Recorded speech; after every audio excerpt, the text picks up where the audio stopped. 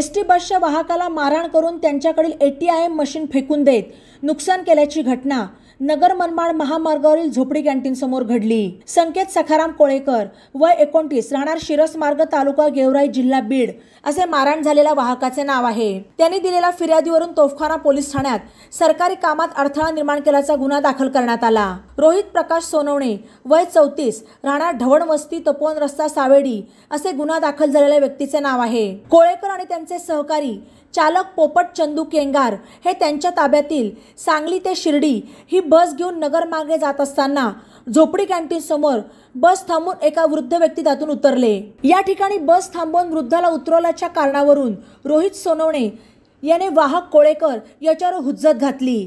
शर्टची collar पकडून शिवीगाळ केली, धक्काबुक्की करून खाली पाडले आणि मारहाण करून तिकीट काढण्याचे ATM मशीन हातातून ओढून बसमध्येच खाली फेकून नुकसान केले। दरम्यान हा प्रकार बसमधील इतर प्रवाशांच्या लक्षात येताच त्यांनी सोनवणेला मारहाण करून पकडून ठेवले। त्यानंतर बस तारापूर आगारात आणण्यात आली आणि त्यानंतर वाहक कोळेकर यांनी पोलीस ठाण्यात येऊन फिर्याद दिली। पोलीस अधिक तपास करत आहेत।